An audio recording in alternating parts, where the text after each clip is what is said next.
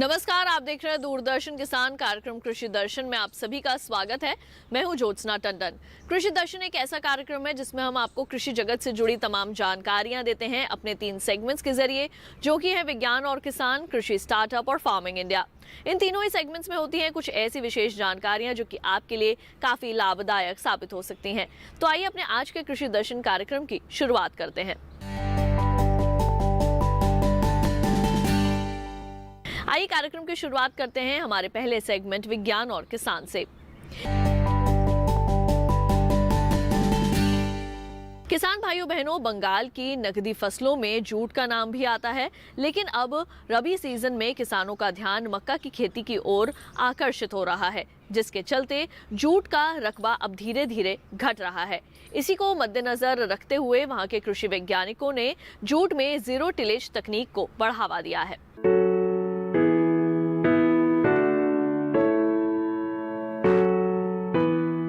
देश भर के कुल जूट उत्पादन का 3/4 हिस्सा पश्चिम बंगाल में उगता है, लेकिन अब राज्य में ये फसल अपनी चमक खोती जा रही है। खास तौर से तराई इलाकों में अब किसान जूट की जगह मक्का को अपना रहे हैं। इस परिस्थिति ने वैज्ञानिकों को चिंता में डाल दिया है। 1914-15 में उत्तर बंगा विश्वविद्यालय के वैज्ञानिकों ने पूर्वी कांगे मैदानी इलाकों में एक परियोजना चलाई, जिसे सतत और लचकदार कृषि प्रणाली का प्रोत्साहन यानी SRFSI कहा गया। विश्वविद्यालय के वैज्ञानिकों को इस काम में CIMMYT अंतर्राष्ट्रीय मक्का और गेहूं उन्नयन केंद्र के साथ साथ ऑस्ट्रेलिया के अंतर्राष्ट्रीय कृषि अनुसंधान केंद्र यानी ACIAR का भी सहयोग मिला। बल्कि ACIAR ने तो इस परियोजना को वित्तीय सहायता प्रदान की। परियोजना के तहत अलग अलग फसलों पर कृषि संरक्षण के तरीके लोकप्रिय बनाने के लिए परीक्षण किए। इन परीक्षणों का फायदा ये रहा कि 2017-18 के दौरान जूट में कृषि संरक्षण के प्रोटोकॉल का मानकीकरण किया गया और इस प्रोटोकॉल को अलग अलग क्षेत्रों में किसानों के बीच जाकर उनके खेतों में प्रदर्शित किया गया। खास तौर से जूट में जीरो टिलेज तकनीक को बढ़ावा दिया गया। जीरो टिलेज यानी बिना जोते बुआई करना। हालांकि शुरुआत में किसानों को जीरो टिलेज तकनीक अपनाने के लिए तैयार करना मुश्किल था, बल्कि जूट की फसल पर जीरो टिलेज के प्रदर्शन के लिए किसानों को मनाने में ही वैज्ञानिकों के पसीने छूट गए। बाद में जब प्रदर्शन के बेहतर नतीजे सामने आए तो किसानों का डर खत्म हो गया और वो इस तकनीक को अपनाने के लिए राजी हो गए। पश्चिम बंगाल कृषि विभाग और कृषि के लिए काम करने वाले एक स्थानीय गैर सरकारी संगठन की मदद से पिछले 2-3 साल के दौरान जीरो टिलेज तकनीक अपनाने वाले किसानों को काफी फायदा हुआ है।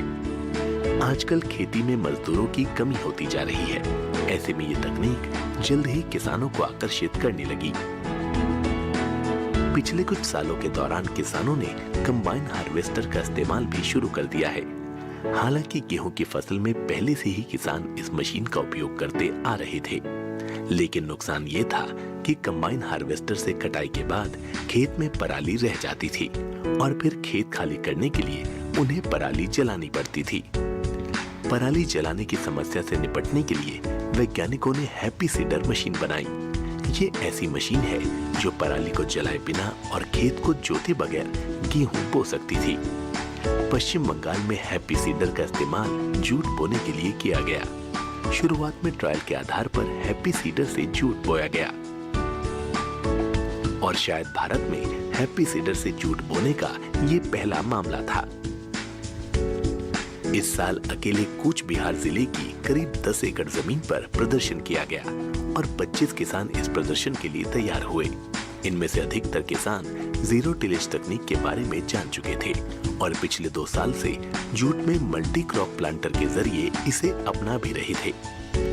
ये तकनीक अपनाने के बाद प्रति एकड़ लागत सिर्फ 20,250 रुपए रह गई, जो पुरानी और प्रचलित तकनीक के मुकाबले 5,280 रुपए कम थी। इसके अलावा हैप्पी सीडर ने भी प्रति एकड़ लागत को 1,980 रुपए और कम कर दिया। जूट में हैप्पी सीडर तकनीक ने कूच बिहार के कई किसानों को संतुष्ट किया। खास तौर से अच्छी पैदावार और बेहतर मुनाफा किसानों की जिंदगी में सुकून ला रहा है। पराली जलाने का चलन कम हुआ, जिससे पर्यावरण संरक्षण में मदद मिली। तो अभी आपने जूट में जीरो टिलेज तकनीक के बारे में जाना। अब आइए कार्यक्रम में बढ़ते हैं आगे और आपको दिखाते हैं इस माह का कृषि कैलेंडर। गाजर की बुवाई नवंबर माह में भी की जा सकती है। बुवाई मेड़ों पर करना अच्छा रहता है। गाजर की उन्नत किस्में हैं पूसा रुधिरा और पूसा केसर। गाजर की बीज दर 4.0 किलोग्राम प्रति एकड़ है। बुआई से पूर्व बीज को कैप्टान 2 ग्राम प्रति किलोग्राम बीज की दर से उपचारित करें तथा खेत में देसी खाद, पोटाश और फास्फोरस उर्वरक अवश्य डालें। गाजर की बुआई मशीन द्वारा करने से बीज 1.0 किलोग्राम प्रति एकड़ की आवश्यकता होती है, जिससे बीज की बचत तथा उत्पाद की गुणवत्ता भी अच्छी रहती है।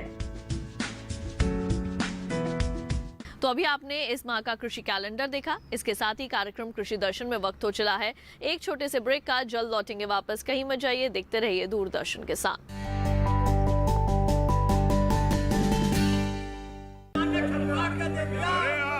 सारी फसल अच्छी होगी भाई।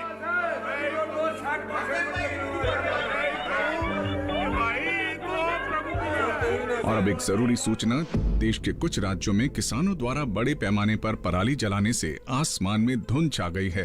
लाखों लोगों को सांस लेने में तकलीफ हो रही है।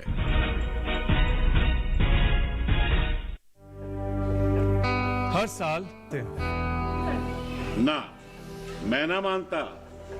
ये काम तो बरसों से होता आ रहा है, अब ऐसा क्या नया आ गया?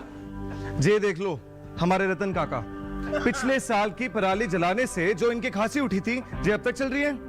और तो और हमारे सोना उगलने वाली धरती भी बंजर पड़ रही है। बेटा, तुम्हारी बात मान भी ले, पर एक बात बताओ कि पराली को ठिकाने लगाने में भी तो लागत आती है, और ये आग जलाने से ये काम आसानी से हो जाता है। काका जे बात ना रही, हम कह रहे हैं। देखो मेरे पास कुछ मशीनों की तस्वीरें भी हैं, मैं तुम्हें दिखाता हूं। ये देखो, ये है हैप्पी सीडर, ये है मल्चर, ये है जीरो टिल ड्रिल, ये है स्ट्रॉ चॉपर, ये है रिवर्सिबल मोल्ड बोर्ड प्लॉ और ये है रोटावेटर। और ये संकल्प हमारे प्रधानमंत्री जी का है कि अब पराली कोई न जलाए और आधुनिक मशीनों का इस्तेमाल कर पराली खेत में मिलाएं और मिट्टी की गुणवत्ता को बढ़ाए।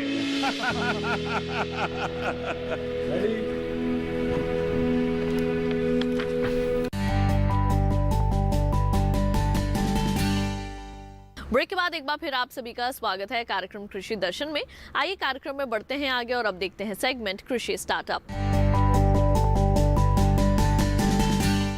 किसान भाइयों बहनों, अपने आज के कृषि स्टार्टअप सेगमेंट में आपकी मुलाकात करवाएंगे पद्मश्री पुरस्कार से सम्मानित एक ऐसे सफल किसान से जो कि आज दूसरे किसानों के लिए मिसाल बन चुके हैं।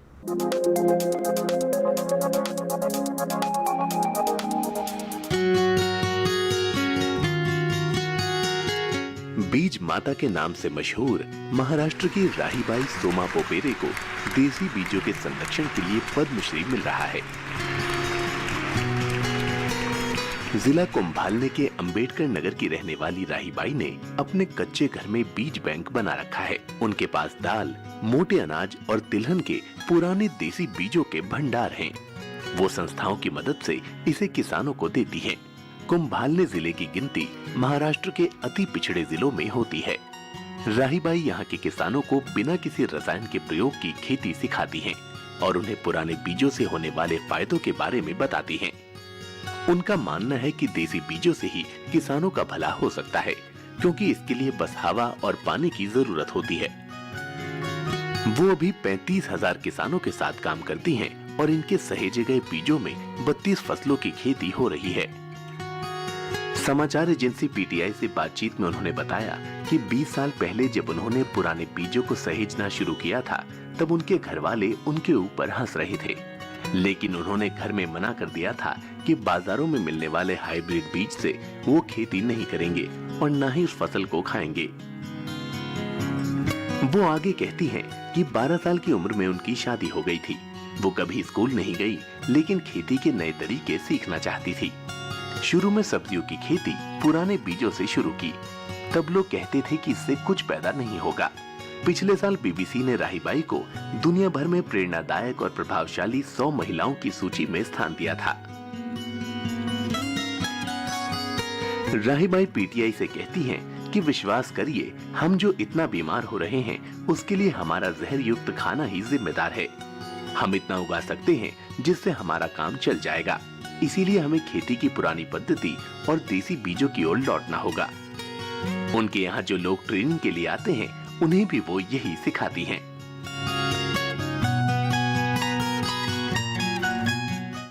तो अभी आपने देखा सेगमेंट कृषि स्टार्टअप। इसके साथ ही कार्यक्रम कृषि दर्शन में वक्त हो चला है एक और छोटे से ब्रेक का। जल्द लौटेंगे वापस अन्य रोचक जानकारियों के साथ। आप देखते रहिए दूरदर्शन किसान।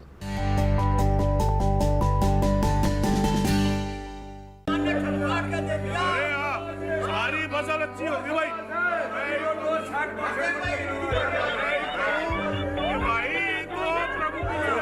और अब एक जरूरी सूचना, देश के कुछ राज्यों में किसानों द्वारा बड़े पैमाने पर पराली जलाने से आसमान में धुंध छा गई है। लाखों लोगों को सांस लेने में तकलीफ हो रही है।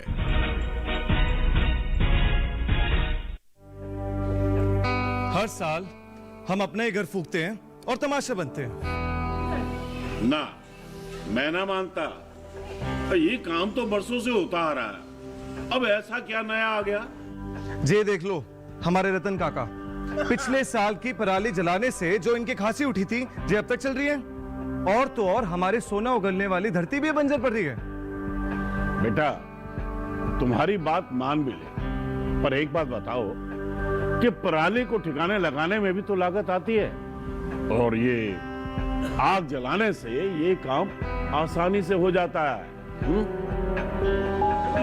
काका, जे बात ना रही, हम कह रहे हैं। देखो, मेरे पास कुछ मशीनों की तस्वीरें भी हैं। मैं तुम्हें दिखाता हूं। जे देखो, जे है हैप्पी सीडर, जे है मल्चर, जे है जीरो टिल ड्रिल, जे है स्ट्रॉ चॉपर, जे है रिवर्सिबल मोल्ड बोर्ड प्लॉ, और जे है रोटावेटर। और ये संकल्प हमारे प्रधानमंत्री जी का है कि अब पराली कोई न जलाए और आधुनिक मशीनों का इस्तेमाल कर पराली खेत में मिलाएं और मिट्टी की गुणवत्ता को बढ़ाए।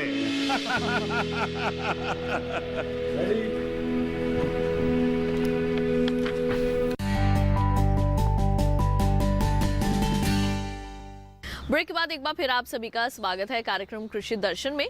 आइए कार्यक्रम में बढ़ते हैं आगे और अब देखते हैं सेगमेंट फार्मिंग इंडिया। किसान भाइयों बहनों, अपने आज के सेगमेंट में हम बात करेंगे नए कृषि कानूनों के बारे में और आपको दिखाएंगे कि कृषि जगत में कौन कौन सी नई गतिविधियां हो रही हैं, कौन सी नई नीतियां तैयार हो रही हैं, जिससे कि किसानों को ज्यादा से ज्यादा लाभ मिल सके। आइए देखते हैं ये खास रिपोर्ट।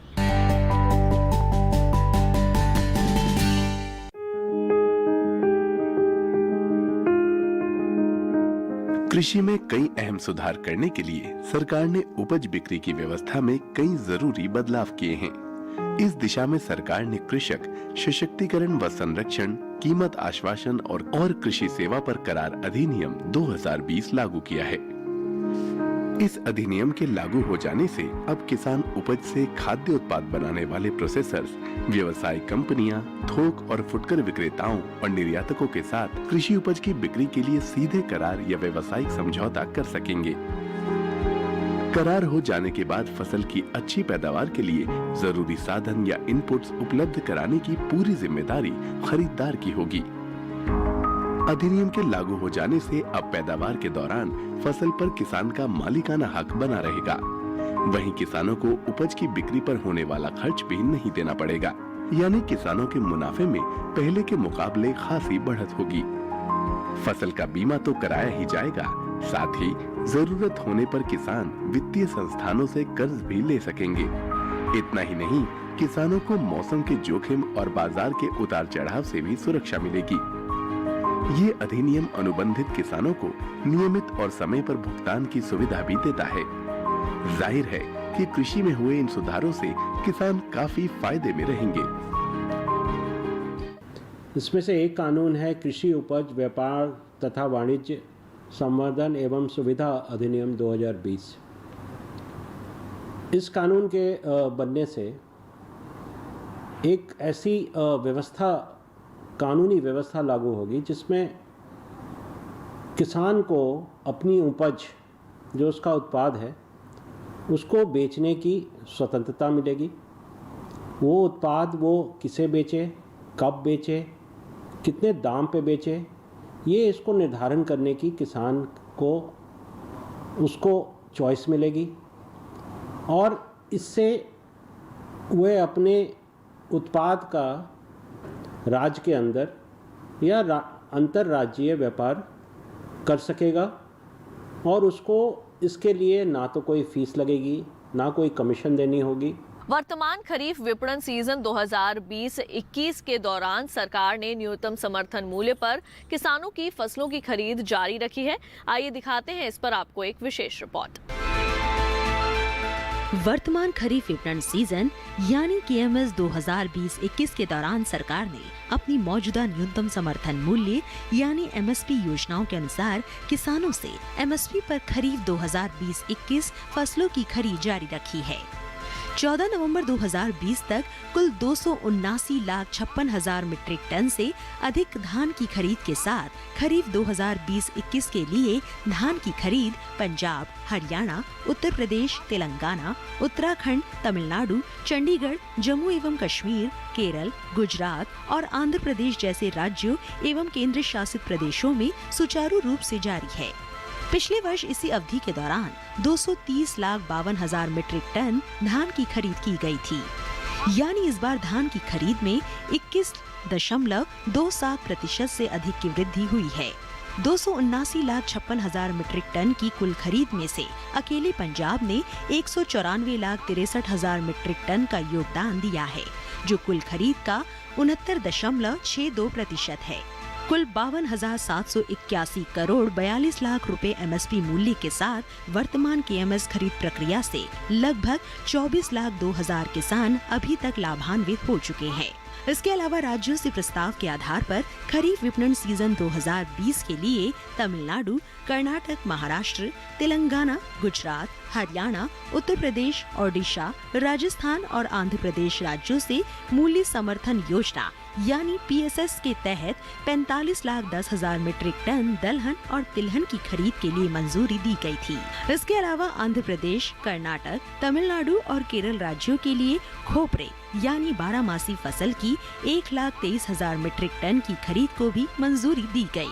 PSS के तहत अन्य राज्य व केंद्र शासित प्रदेशों से खरीद के प्रस्तावों की प्राप्ति पर दलहन, तिलहन और खोपरे के लिए भी मंजूरी दी जाएगी, ताकि अधिसूचित फसल अवधि के दौरान बाजार दर MSP से कम होने की स्थिति में वर्ष 2020-21 के लिए अधिसूचित MSP के आधार पर इन फसलों के FAQ ग्रेड की खरीद राज्य की ओर से नामित खरीद एजेंसियों के माध्यम से केंद्रीय नोडल एजेंसियों द्वारा संबंधित राज्यों व केंद्र शासित प्रदेशों में सीधे पंजीकृत किसानों से की जा सके।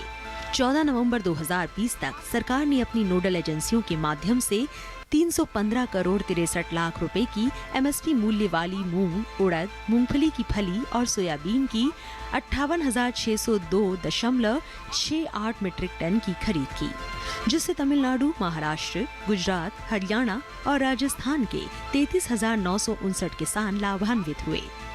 पिछले वर्ष की इसी अवधि में 33,976.48 मीट्रिक टन की खरीद हुई थी, यानी इस बार दलहन और तिलहन की खरीद में 72.48% की वृद्धि हुई है।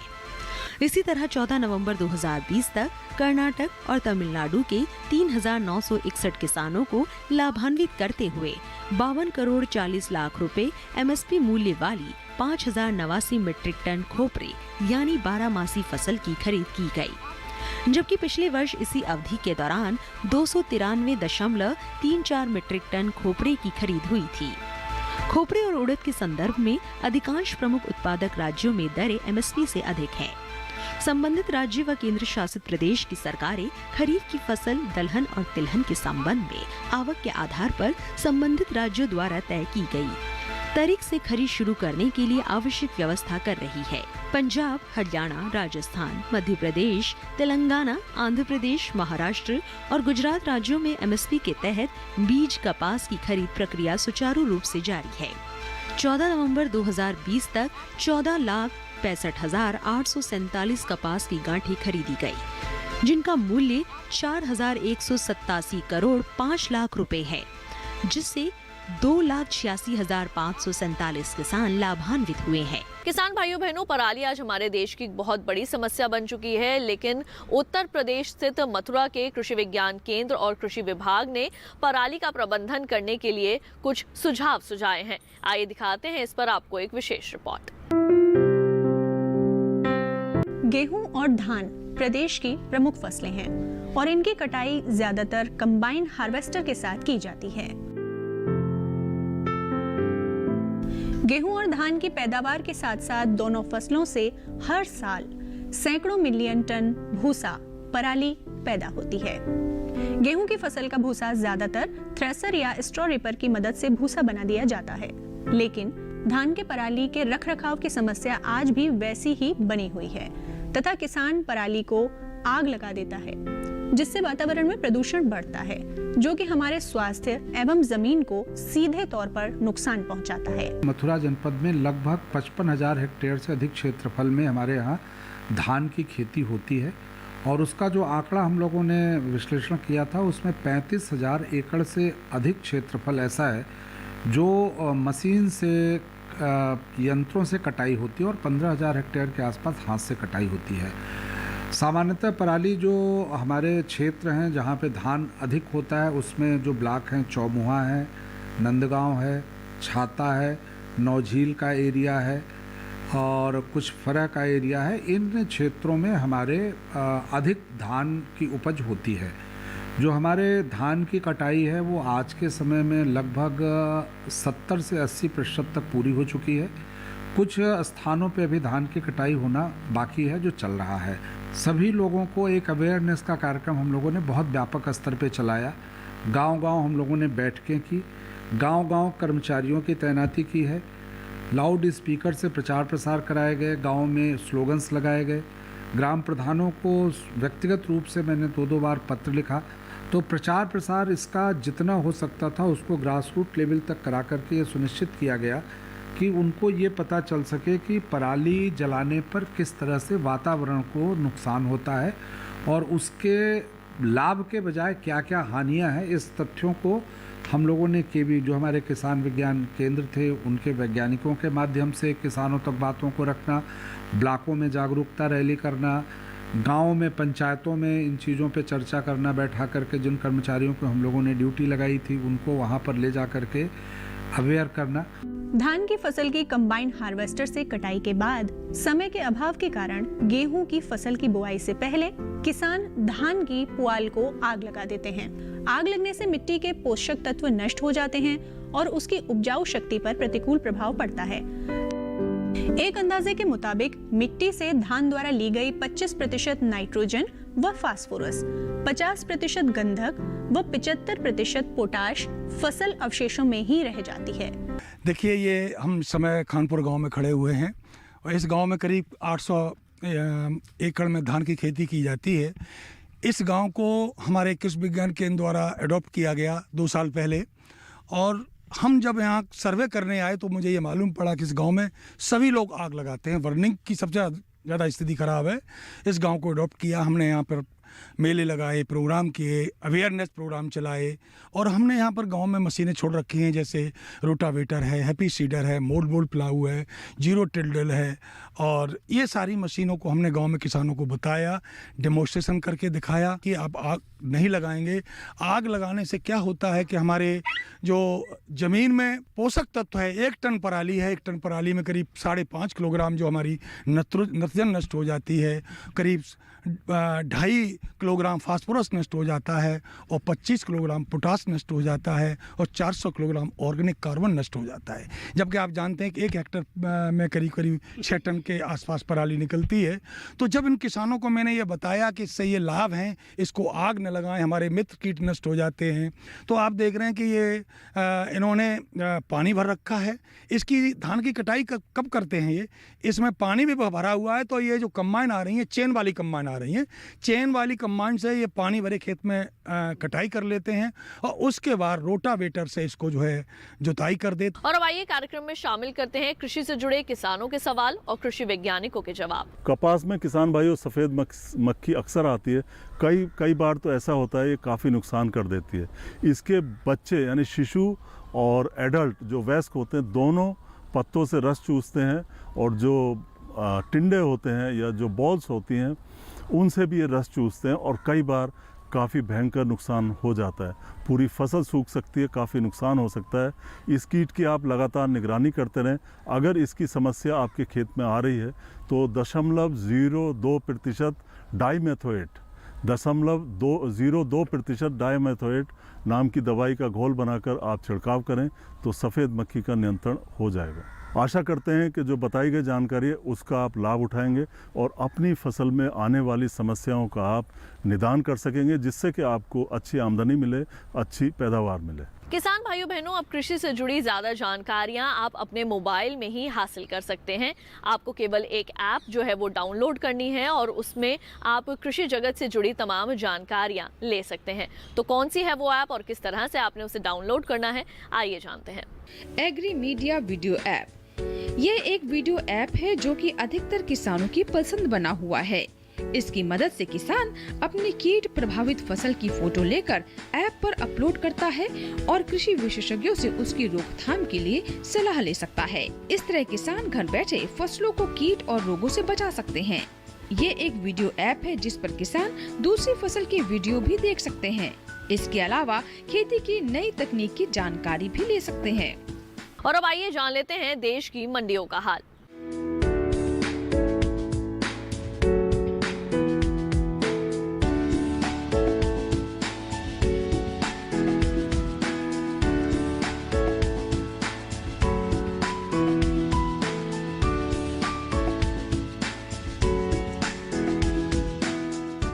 और अब आइए चलते चलते एक नजर डाल लेते हैं ट्विटर प्लेट पर।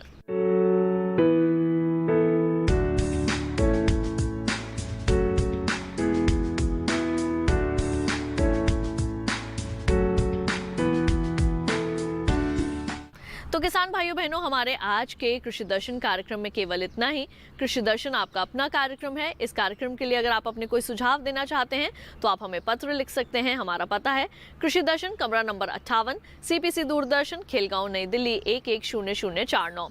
अगर आप हमें ईमेल करना चाहते हैं तो हमारा ईमेल ID है nationalkrishidarshan@gmail.com। तो आज के कृषि दर्शन कार्यक्रम में केवल इतना ही। मुझे दीजिए इजाजत। आप देखते रहिए दूरदर्शन किसान। नमस्कार।